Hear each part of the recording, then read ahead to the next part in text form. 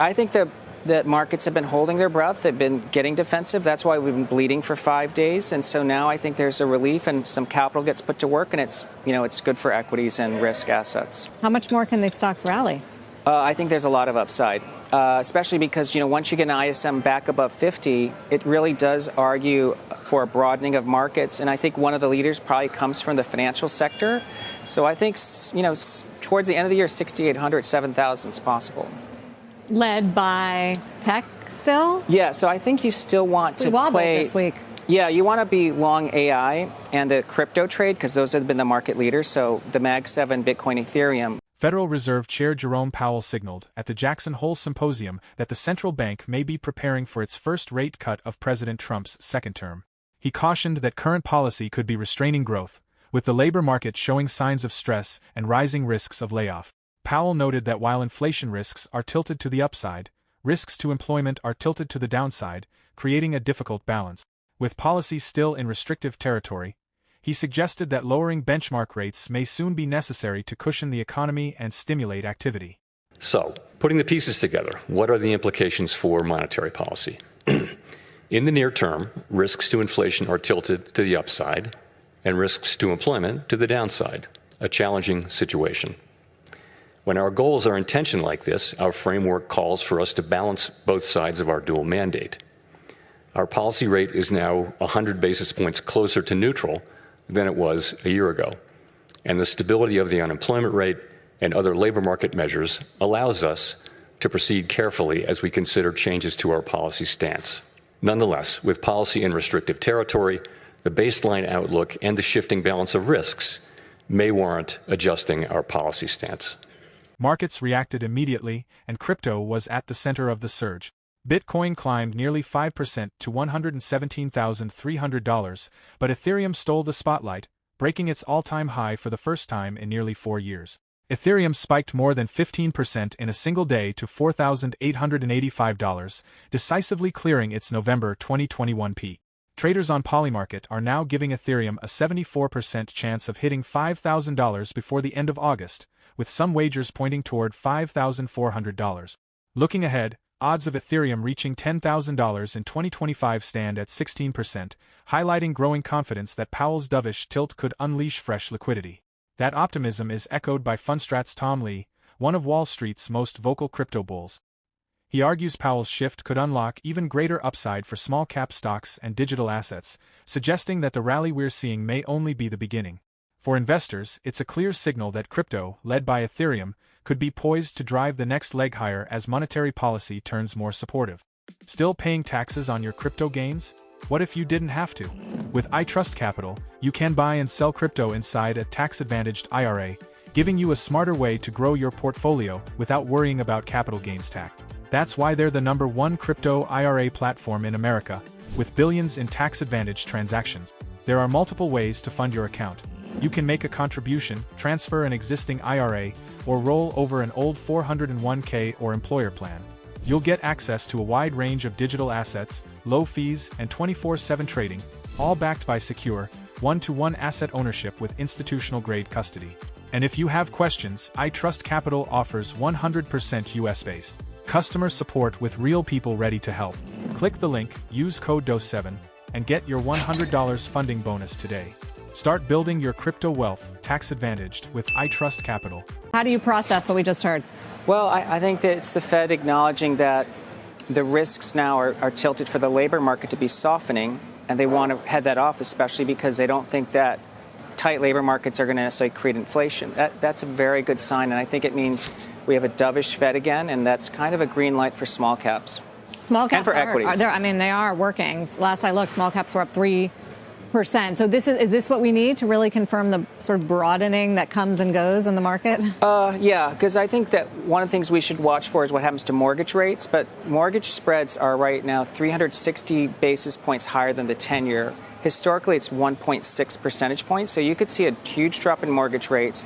That's going to help housing, helps the financial small caps. And I think already the ISM, which has been below 50 for almost 30 months now, could finally go back above 50, and that's a good sign for industrials. Although we had a discussion right on the heels of the speech about a little steepening in the curve. Is there a sense that the vigilantes are at least present, if not being necessarily vocal? Yeah, but we could also be steepening because growth expectations are improving as well. So this could be like what I'd call a bull steepening. I'm not really sure what the fixed income terms are, but I think it's actually a positive sign for growth. The only real losers today are going to be some of the yielders and some staples.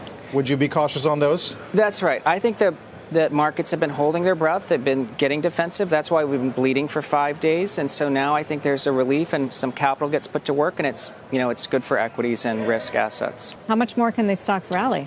I think there's a lot of upside. Especially because, once you get an ISM back above 50, it really does argue for a broadening of markets. And I think one of the leaders probably comes from the financial sector. So I think, towards the end of the year, 6,800, 7,000 is possible. Led by tech still? Yeah, so I think you still want to play this week. Yeah, you want to be long AI and the crypto trade because those have been the market leaders. So the Mag 7, Bitcoin, Ethereum. But the broadening is really the financials, industrials, and small caps. So you like them all? Yeah, it's kind of cyclicals, AI and crypto, but not the defensives. I think it's a really important moment happening this year with, the Genius Act, really greenlighting stable coins, and then Project Crypto, which is Wall Street moving on to the blockchain. I think it's a lot like 1971 when the U.S. dollar went off the gold standard. That created the innovation of Wall Street because they had to sort of essentially create this synthetic dollar. Wall Street moving on to the blockchain is a bigger moment, and I think that's why Ethereum is essentially having its 1971 moment equivalent. But a lot of people just see it as wild speculation and froth. I'd say anytime something goes up, people tend to call it froth. I think they called AI a frothy trade now, but we know it has a lot of legs, and it's been taking place for a couple years. Keep in mind, Ethereum is also the place where when agentic AI comes together, when you have robots and you want proof of human, you want to make sure those commands come from, a verified source. That's all taking place on a smart contract. A lot of it will be Ethereum. Adding another perspective, Wharton finance professor and Wisdom Tree senior economist Jeremy Siegel commented on Powell's remark. Known for his data-driven outlook, Siegel stressed that a softer Fed stance could provide meaningful support for equities, particularly small-cap stocks. While some economists remain cautious, he noted that Powell's readiness to look beyond short-term inflation pressures could pave the way for lower rates, and with them, more room for markets to rally. Well, first of all, I thought it was very dovish. And I think the market reaction is perfectly right. Listen, small stocks doing so well is textbook. Small companies borrow at the Fed rate, at the Fed funds +1, +2.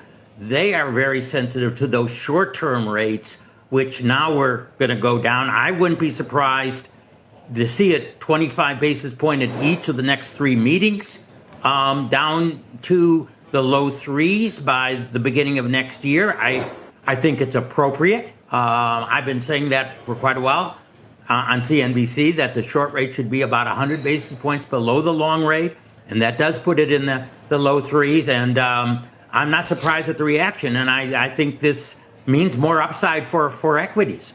Well, first of all, the Fed never forecloses anything for sure. It always does leave that option open. But it's the first time I really heard him say that the tariffs are a one-time increase, and implying that as long as that doesn't spread to other sectors, just, as Steve mentioned, that we should not be looking at that inflation and saying that that's one reason to tighten credit. I've often said, tariffs are like a tax increase. Monetary policy says you should not tighten credit when increased prices is caused by a tax increase. And it seems like pretty much he was on board with that notion. He hasn't seen inflationary expectations go up. My belief is that, the inflation data in the future may not be as important, particularly if it comes from core goods and from tariffs and imports. He'll be looking at the service side of it And by the way, we know housing is a big part of that service side, and that's been very soft. We see that prices in homes across the country are finally softened to the point of going down, I think, in a majority of states right now. So housing, even though it does get in a lag in the CPI and the PCE deflator, doesn't seem like that big component is going to be a source of that service inflation. So I think that, pretty much that opens the door for those lower rates. And I think that's pretty much the way it should be. And obviously anything can happen, but the market wanted it, and they got it. And it was more clear than I thought he would be, like he was a year ago. The pivot a year ago, we saw a rate. Now, I don't know if it's going to be 50. I think 50 depends pretty much on what the August payrolls are going to be. If we got a negative print, it might be 50. But I think 25 is certainly in a bag, barring some sort of crisis we don't foresee at the present time. So how do you think the stock market continues to digest this in terms of what parts of the market do better? Yeah, and by the way, when we got those PMIs from S&P Global, that surprised on the upside. I think a lot of people said, "Whoa, Powell does have some ammunition to say things are not falling apart. I'm going to be data dependent." That did not deter him. I think that put a little bit more question. I think coming into the week, we thought, he's going to pivot, and some of the data actually was not that weak. We do not see the economy falling apart. We don't see crazy strength by any means. I think that Goldman Sachs and others think 1.5% to 2%. I think the Atlanta Fed thinks 2.5% for this third quarter. That's not a runaway economy. And with the supply of labor being restricted so much by immigration and other policies, as Powell mentioned, any diminution in demand is going to result in negative payrolls and rising unemployment. Tom Lee recently shared his excitement on X after Ethereum smashed through new all-time highs. He wrote, "ETH breaking to all-time highs, if history is a guide, is the start of a far larger upward move. Per market wisdom, the larger the base, the bigger the breakout. This was a pretty big base." For Lee, this isn't just about price action, it's about momentum that could unlock a new era for Ethereum investors. Now serving as chairman of Bitmine, an Ethereum treasury company, Lee has been at the center of ETH's rise.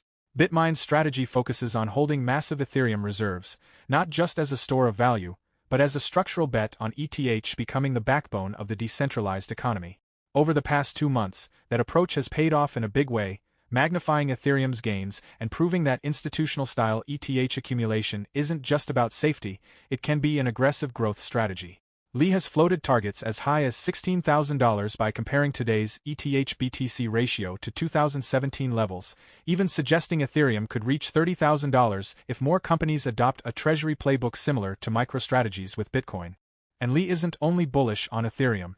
He maintains his year-end Bitcoin target of $250,000, driven by institutional demand and liquidity trends, with a longer-term vision stretching toward $1 million, and in his most bullish scenarios, even $3 million. The question now is, do you agree with Tom Lee's view that September could mark the beginning of a massive bullish phase for crypto, especially with Ethereum entering what he calls its 2017 Bitcoin moment?